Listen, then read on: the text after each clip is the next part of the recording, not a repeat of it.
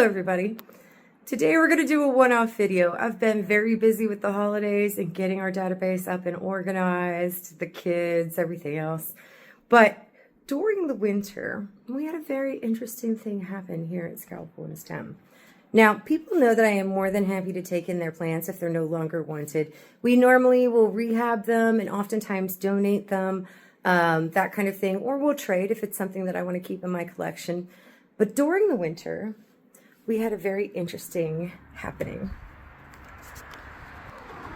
So this is our front. I did accidentally leave these well, not accidentally. I didn't have room in quarantine for the Tradescantia here and in here, and I wanted to reuse those pots as bogs for carnivores this year anyways.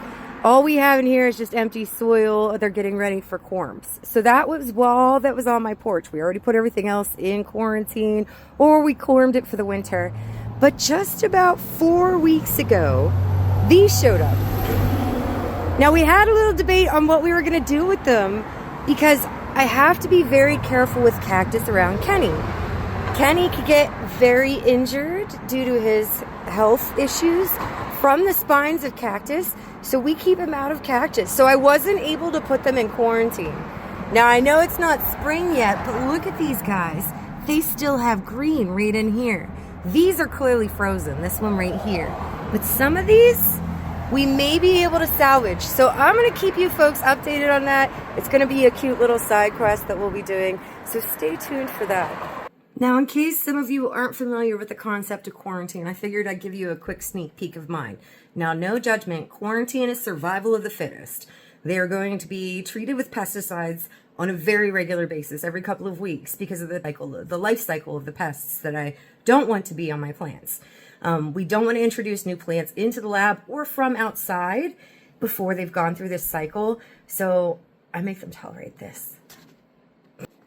We are fortunate that our space has a second bathroom, which I, of course, immediately turned into quarantine. But what made me think of quarantine right here, this guy, this cactus that we got, it's the Ceres Night Blooming cactus. That came to us as another one where it just got too big for somebody. Now, I have a lot of hope for this guy. If you like them, we have a lot of great leaves coming up new. But as you can see, a lot of the big growth from outside over the summer is going to need to be trimmed out when they finally make it out of quarantine.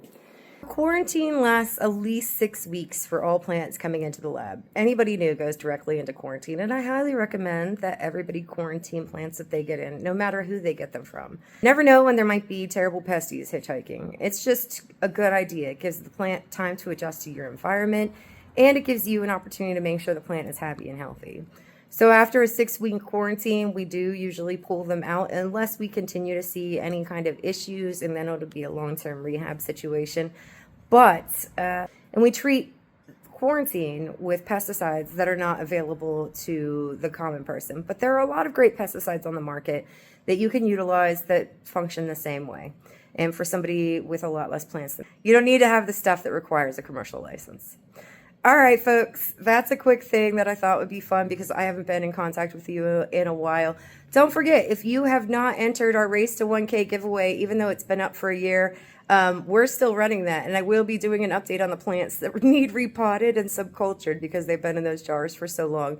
Additionally, make sure you've entered our giveaway where we're guessing the number of plants that we have in this lab while I finish inventory. I will give you a hint real quick.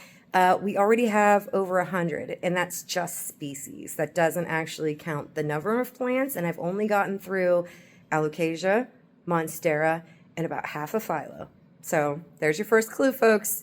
Make sure you like and follow us on all the platforms, and thanks for watching. Happy planting.